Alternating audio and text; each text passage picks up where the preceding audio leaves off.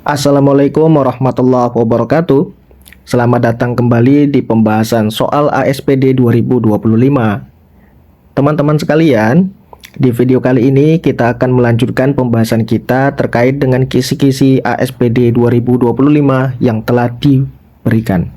Nah, di video kali ini kita akan melanjutkan dari kisi-kisi yang ke-6. Nah, kisi-kisi yang ke-6 ini membicarakan tentang fakta dan opini. Pertanyaannya untuk soal nomor 11, pernyataan mana dalam teks yang merupakan fakta? Nah, jika teman-teman jeli ketika membaca teks bacaan yang berjudul kondisi sampah di Yogyakarta, teman-teman akan mendapatkan suatu kalimat yang mengarah pada fakta, yaitu ada di paragraf kedua. Nih, fakta. Nah, di sini dikatakan fakta menunjukkan bahwa sebagian besar sampah yang dihasilkan masih berupa sampah plastik yang sulit terurai.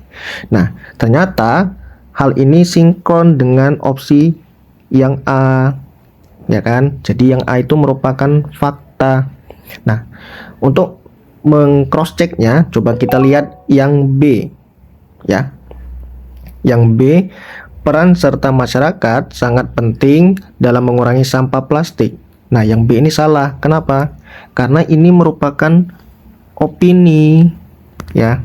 Opininya di bagian mana? Di sini, peran serta masyarakat sangat penting dalam, itu opini. Kalau yang C, pemerintah Yogyakarta memiliki kebijakan yang cukup baik. Nah, ini juga opini, ya. Bagian sini. Yang D, sampah di Yogyakarta berasal hanya dari wisatawan. Nah, ada kata hanya kan? Ini juga adalah opini. Jadi yang tepat adalah yang A. Berikutnya, soal nomor 12 yang ditanyakan adalah pernyataan mana yang merupakan opini, ya. Opini di sini yang mana? Nah, langsung saja kita cek opsi jawabannya.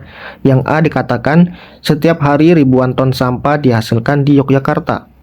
Nah, ini merupakan fakta. Karena ada di teks bacaannya nih.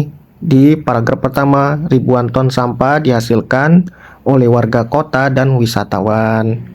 Yang B, pemerintah telah menerapkan program pemilahan sampah di Yogyakarta. Ini juga merupakan fakta.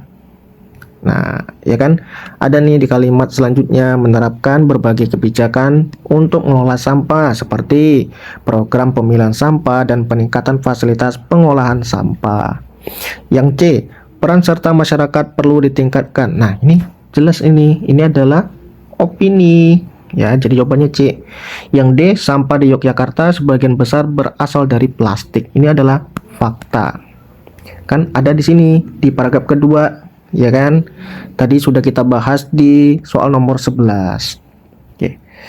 Selanjutnya teman-teman, kita akan masuk ke kisi-kisi yang ketujuh yang berkaitan dengan ringkasan ya. Nah, kalau teman-teman perhatikan ya, di sini ada 3 paragraf. Paragraf 1, paragraf 2, dan ada paragraf ketiga.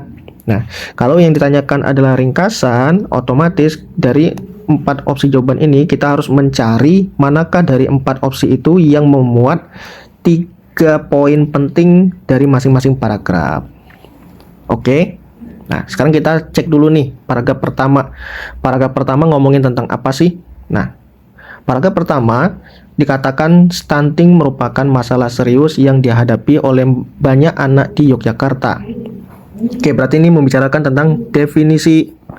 Menurut data terbaru, sekitar 30% anak-anak di Yogyakarta mengalami stunting yang menghambat tumbuh kembang fisik dan kognitif masyarakat. Kognitif mereka, ya. Salah satu penyebab utama stunting adalah kurangnya asupan gizi yang cukup, terutama pada masa kehamilan dan usia dini. Berarti dia juga menyebutkan tentang penyebabnya, ya. Jadi, paragraf 1 itu membicarakan tentang pengertian dan penyebab. Yang kedua, pemerintah Yogyakarta telah meluncurkan berbagai macam program untuk mengatasi masalah ini. Berarti dia sudah memberikan solusi ya, mengatasi masalah ini. Seperti penyuluhan mengenai pentingnya gizi dan pemberian makanan bergizi untuk anak-anak. Nah, meskipun demikian, masih banyak tantangan. Ternyata solusi yang diberikan itu juga mengalami kendala, ya kan? terutama dalam hal kesadaran masyarakat tentang pentingnya gizi seimbang dan pemahaman yang terbatas tentang stunting.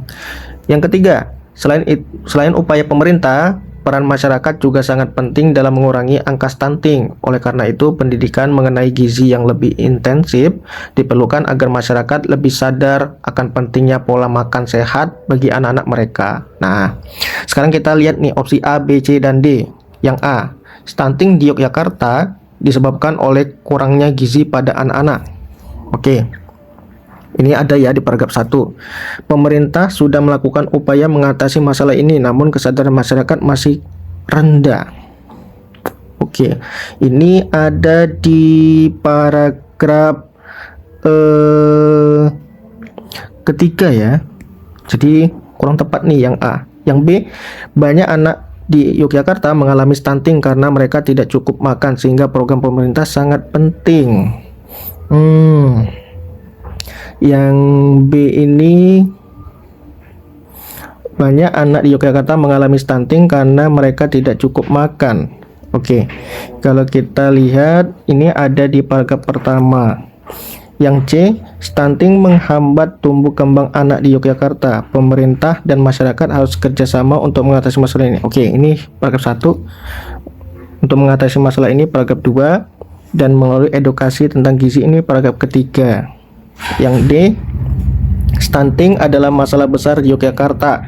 Ini ada di paragraf pertama, sedangkan semua pihak perlu terlibat untuk mengatasi masalah ini dengan cara menyediakan makanan bergizi.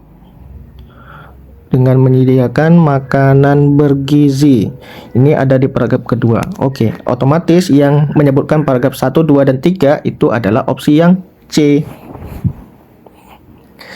Selanjutnya, soal nomor 14 sama, masih membicarakan tentang ringkasan.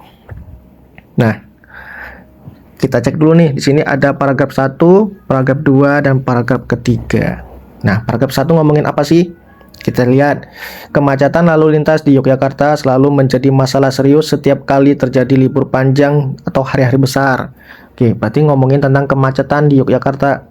Setiap tahun, ribuan wisatawan dan warga dari luar Yogyakarta berkunjung ke kota ini, yang menyebabkan jalan-jalan utama di kota menjadi padat merayap.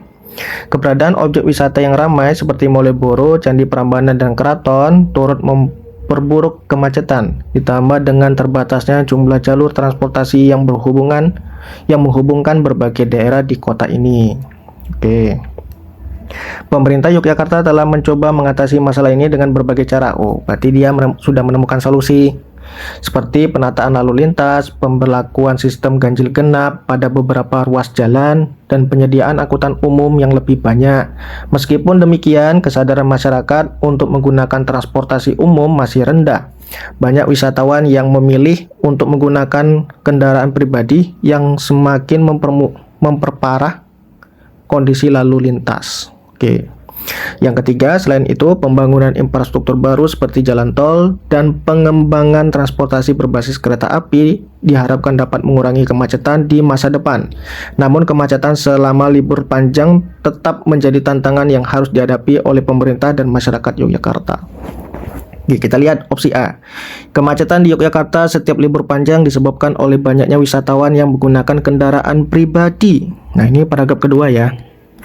Pemerintah sudah mencoba beberapa solusi, namun kesadaran masyarakat masih rendah.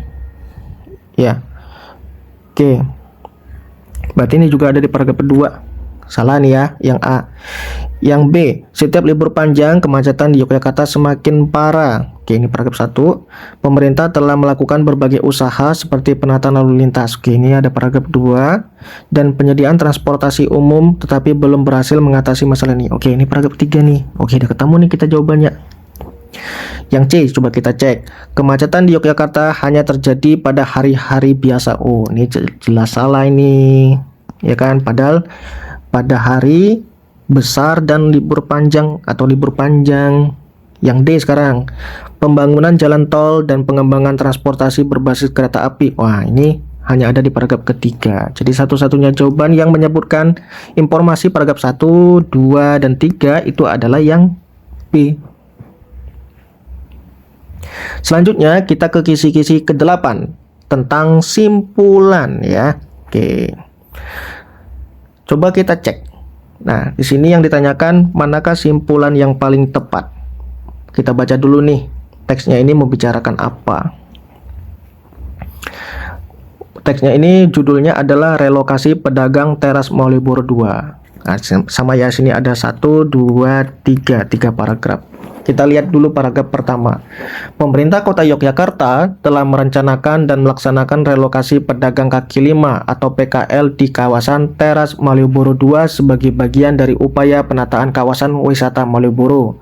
Relokasi ini bertujuan untuk meningkatkan kenyamanan pengunjung, memperbaiki tata ruang kota, serta mengurangi kemacetan yang sering terjadi di area tersebut. Teras Malioboro 2 merupakan kawasan yang lebih luas dan terorganisir dengan fasilitas yang lebih baik bagi para pedagang dan pengunjung. Oh, jadi dia ngomongin tentang relokasi para pedagang dari tempat yang lama ke tempat yang baru sebagai bentuk memperbaiki tata ruang, kenyamanan, dan mengurangi kemacetan ya.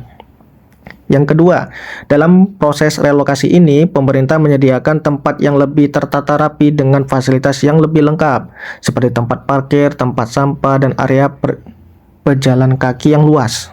Meskipun demikian, banyak pedagang yang merasa keberatan dengan relokasi tersebut karena mereka harus menanggung biaya operasional yang lebih tinggi serta kurangnya pengunjung di lokasi baru. Oke, walaupun fasilitasnya lengkap, tetapi tentu menimbulkan pro kontra juga ya. Ya, sekarang yang ketiga, pemerintah berkomitmen untuk terus mengawasi jalannya relokasi dengan memberikan dukungan untuk membantu pedagang agar dapat beradaptasi dengan tempat yang baru.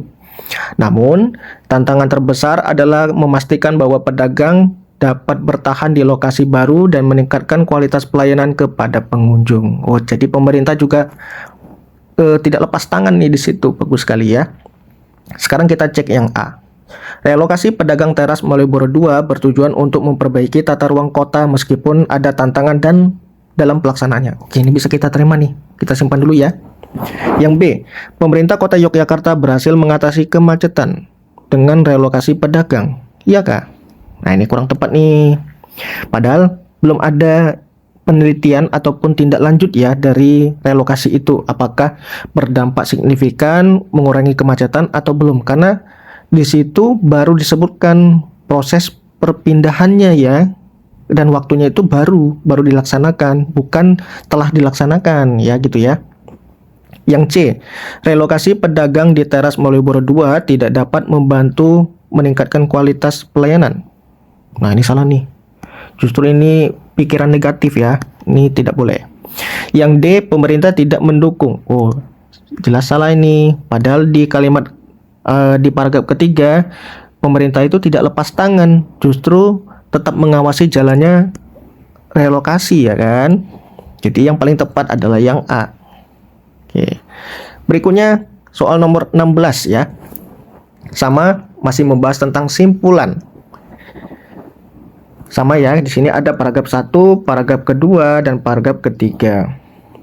Coba kita baca dulu paragraf pertama. Bandara Internasional Yogyakarta atau YIA yang terletak di Kulon Progo, Yogyakarta, telah resmi beroperasi dan menggantikan Bandara Adi Sucipto sebagai gerbang utama penerbangan internasional dan domestik di daerah ini. Meskipun memiliki fasilitas yang lebih modern dan kapasitas yang lebih besar, salah satu masalah utama yang muncul adalah jaraknya yang cukup jauh dari pusat kota Yogyakarta. Bandara YIA terletak sekitar 40 km dari pusat kota Yogyakarta dan membutuhkan waktu tempuh lebih dari 1 jam ya, menggunakan kendaraan pribadi. Oh, jadi dia membicarakan tentang Bandara YIA yang menimbulkan problem bagi para wisatawan ketika datang ke Yogyakarta. Yang kedua, jarak yang jauh ini menimbulkan keluhan bagi sebagian besar wisatawan dan masyarakat lokal karena mereka harus menempuh perjalanan yang cukup lama untuk menuju bandara. Selain itu, infrastruktur transportasi yang menghubungkan YIA dengan pusat kota Yogyakarta masih terbatas, sehingga banyak orang yang memilih menggunakan kendaraan pribadi atau taksi yang berkontribusi pada tingginya biaya perjalanan. Oke, jadi orang tetap masih menggunakan kendaraan pribadi di sini. Yang ketiga, pemerintah telah merencanakan pembangunan infrastruktur yang lebih lanjut untuk mengatasi masalah ini seperti menyediakan layanan transportasi umum yang lebih terjangkau dan efisien. Meskipun demikian, jarak yang jauh dari bandara masih menjadi salah satu tantangan utama yang harus dihadapi oleh Yogyakarta dalam mengoptimalkan potensi pariwisatanya. Jadi pemerintah juga sudah memberikan solusi ya, tapi yaitu tadi, karena jarak yang jauh tetap menjadi pertimbangan. Sekarang kita cek opsi A. Bandara YIA memiliki fasilitas yang lebih baik, tetapi jaraknya yang jauh dari pusat kota menjadi masalah. Apakah itu sebuah simpulan? Oke, kita simpan dulu ya. Yang B sekarang. Bandara YIA telah menggantikan Bandara Adi Sucipto tanpa masalah. Oh, tidak nih ya. Salah ini. Walaupun fasilitasnya itu lebih baik, tetapi karena jaraknya cukup jauh tadi juga tetap menimbulkan masalah ya. Jadi yang B ini salah. Yang C, jarak Bandara YIA yang jauh tidak mempengaruhi tingkat kunjungan wisatawan. Oh, ini juga justru menjadi pertimbangan ya. Jadi kurang tepat juga yang C nih. Yang D, pemerintah tidak berencana membangun infrastruktur. Nah, ini salah nih, tidak berencana. Justru pemerintah telah merencanakan di sini pembangunan infrastruktur. Jadi ada, otomatis jawabannya adalah yang A. Nah, jadi itu ya teman-teman, pembahasan kita sampai dengan kisi-kisi yang ke-8. Nah, jika teman-teman menyukai pembahasan video ini, jangan lupa untuk like, share, dan komen. Dan mari kita berdiskusi di kolom komentar jika ada hal yang perlu kita diskusikan. Dan silakan bagikan video ini kepada teman-temanmu agar kita sama-sama menjadi orang yang tetap selalu belajar agar kita mendapatkan nilai yang baik di ASPD tahun 2025. Sampai ketemu di pembahasan kisi-kisi berikutnya. Saya akhiri, wassalamualaikum warahmatullahi wabarakatuh.